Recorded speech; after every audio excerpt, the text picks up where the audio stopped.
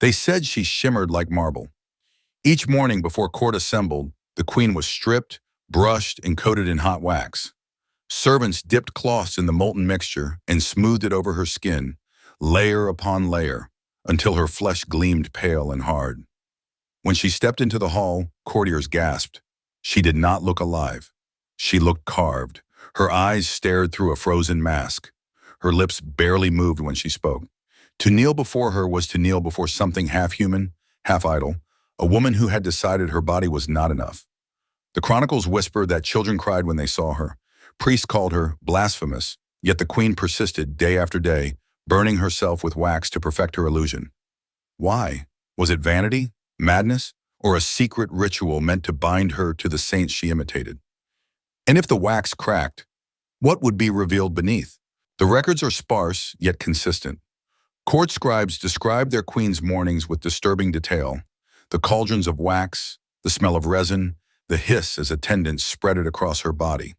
They noted how she forbade mirrors of polished silver or glass. She would not see herself as flesh, only as sculpture. To her people, she became a riddle. At feasts, she moved stiffly, her gestures slow, deliberate, as if carved by chisel. Her laughter, rare and brittle, seemed to echo from inside the hardened shell. Courtiers debated in whispers. Was she divine or deranged? Some believed the wax was armor, protection against invisible threats. Others saw it as penance, a mortification of the body, a daily sacrifice to God. Yet many could not ignore how her figure glowed in the torchlight, statue-like, untouchable, above them all. Her ladies-in-waiting endured the ritual closely. They told stories of burns, of screams muffled by biting cloth, of skin blistered beneath the coating. The wax was not gentle. It scalded, it scarred, it suffocated. But the queen bore it silently. She demanded no cries, no hesitation, no weakness. She endured the agony as if pain itself was the price of divinity. And every evening, the melted shell had to be scraped away with knives and claws before her body could breathe again. Each day began and ended in torment. The fascination spread beyond the palace. Foreign envoys wrote letters of disbelief, speaking of the waxen monarch who appeared less a queen and more an idol. Some mocked her, others feared her. Rumors claimed her husband, the king, could no longer touch her without recoiling. Their marriage bed, once private, became a symbol of distance, flesh separated from flesh by layers of hardened wax. But beneath the spectacle was something darker. Her confessor, a nervous priest whose diary survived in fragments, hinted at visions. The queen, he wrote, claimed to hear the saints whispering when she stood motionless for hours, wax cooling upon her. She told him her body was unworthy, that marble was closer to heaven than blood. To be stoned, she said, was to escape sin, and so she sought to erase herself, to become more statue than woman, more image than life. The people outside the court were not blind.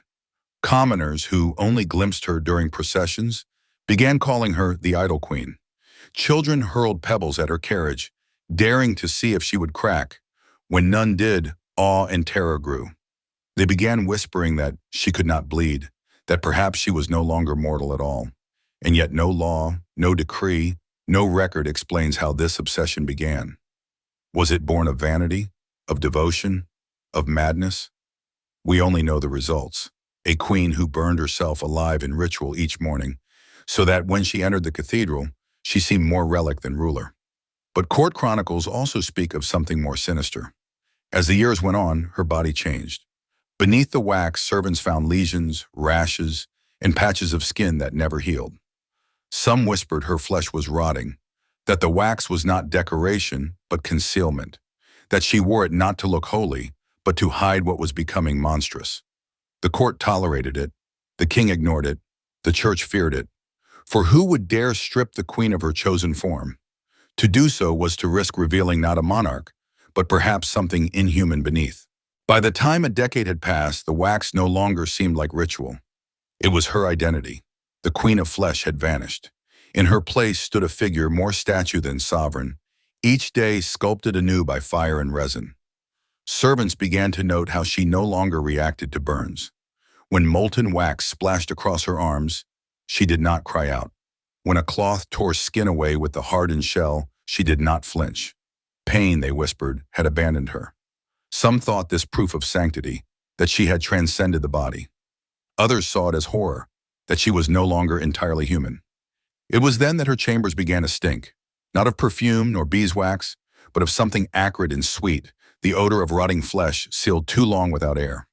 Servants gagged as they scraped away the layers at night, revealing beneath them a landscape of sores, abscesses, and scars. Her body was breaking down under the suffocating shell, yet when physicians begged to intervene, she dismissed them with a single wax-crusted hand. "Stone does not bleed," she whispered.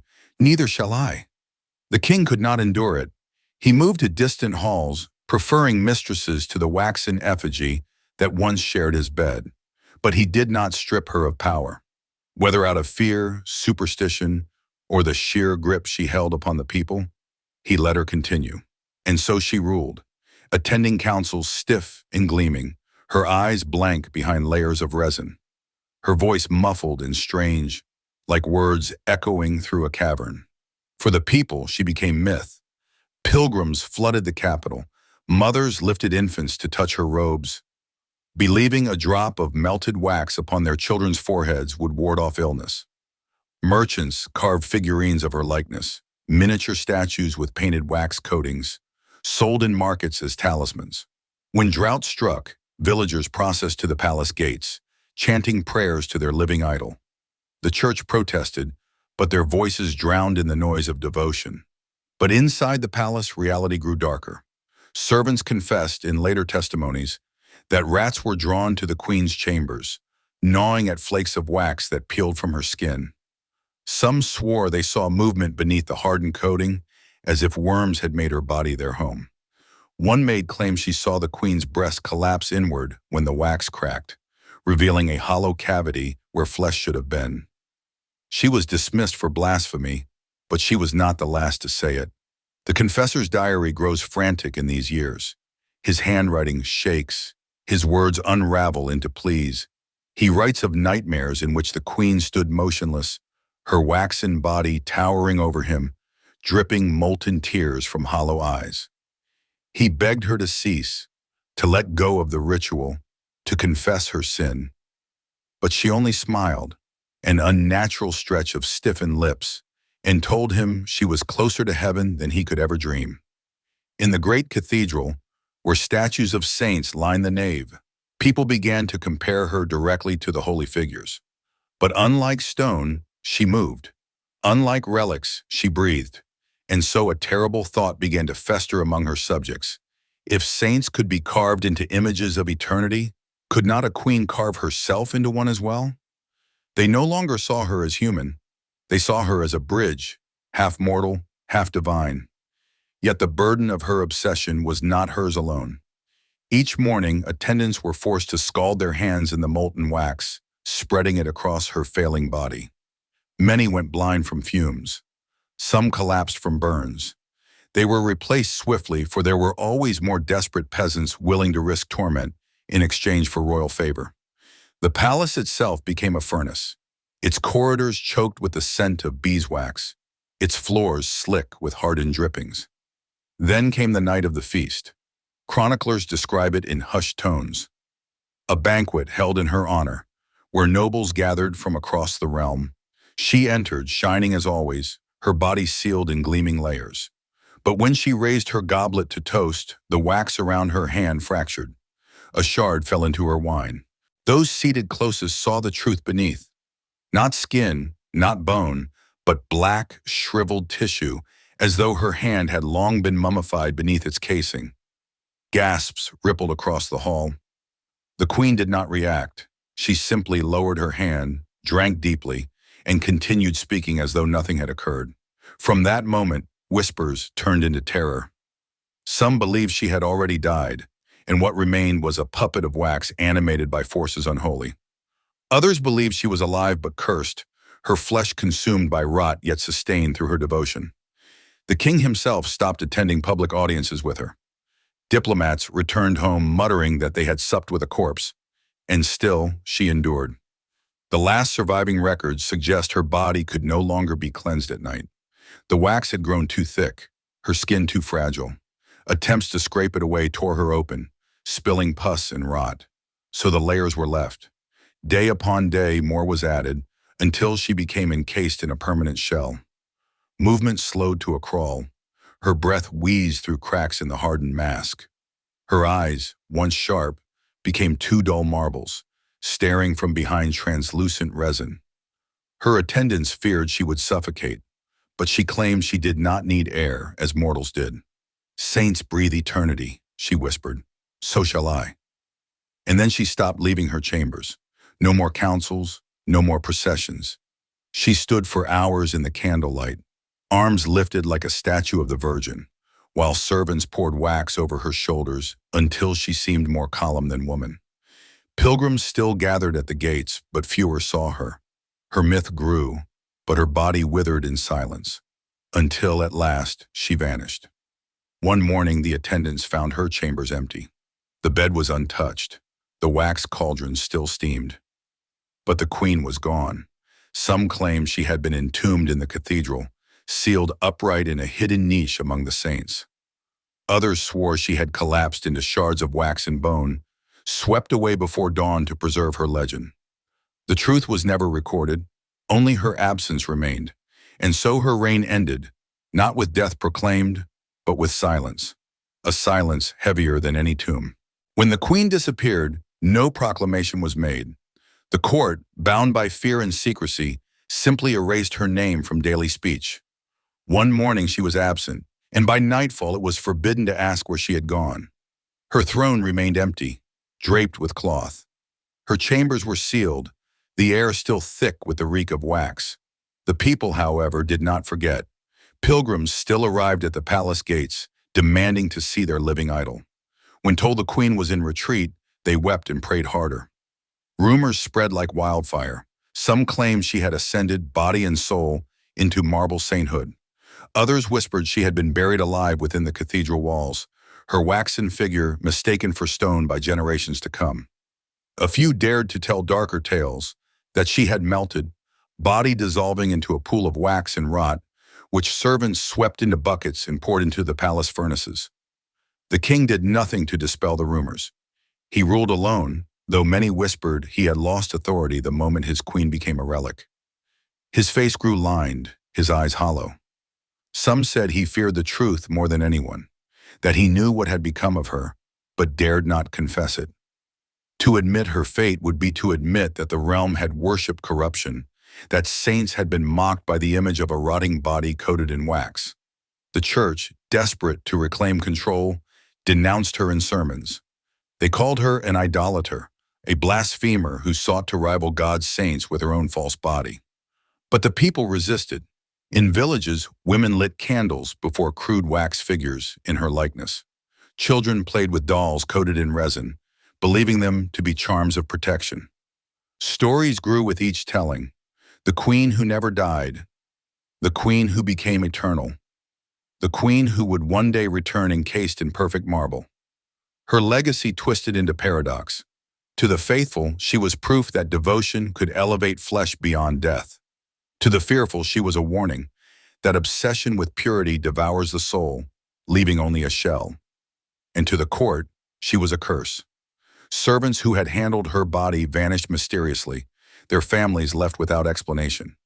Nobles who had mocked her died suddenly, some from illness, others from unexplained accidents. People whispered that even in absence, the queen punished those who betrayed her. A generation later, travelers claimed to see her. In cathedral shadows, they swore a pale figure stood among the saints, eyes dulled but watching. In remote monasteries, monks whispered of a woman who moved stiffly, gleaming in candlelight. Each tale was met with both reverence and dread, for even centuries later, her story was not told as history, but as warning. The idol queen had vanished, but the terror she inspired, the awe, the worship, the silence remained. When the queen disappeared, no proclamation was made. The court, bound by fear and secrecy, simply erased her name from daily speech. One morning she was absent, and by nightfall it was forbidden to ask where she had gone. Her throne remained empty, draped with cloth. Her chambers were sealed, the air still thick with the reek of wax. The people, however, did not forget. Pilgrims still arrived at the palace gates, demanding to see their living idol. When told the queen was in retreat, they wept and prayed harder. Rumors spread like wildfire. Some claimed she had ascended, body and soul, into marble sainthood. Others whispered she had been buried alive within the cathedral walls, her waxen figure mistaken for stone by generations to come. A few dared to tell darker tales, that she had melted, body dissolving into a pool of wax and rot, which servants swept into buckets and poured into the palace furnaces. The king did nothing to dispel the rumors. He ruled alone, though many whispered he had lost authority the moment his queen became a relic. His face grew lined, his eyes hollow. Some said he feared the truth more than anyone, that he knew what had become of her, but dared not confess it. To admit her fate would be to admit that the realm had worshipped corruption, that saints had been mocked by the image of a rotting body coated in wax. The church, desperate to reclaim control, denounced her in sermons. They called her an idolater, a blasphemer who sought to rival God's saints with her own false body. But the people resisted. In villages, women lit candles before crude wax figures in her likeness. Children played with dolls coated in resin, believing them to be charms of protection. Stories grew with each telling. The queen who never died, the queen who became eternal, the queen who would one day return encased in perfect marble. Her legacy twisted into paradox.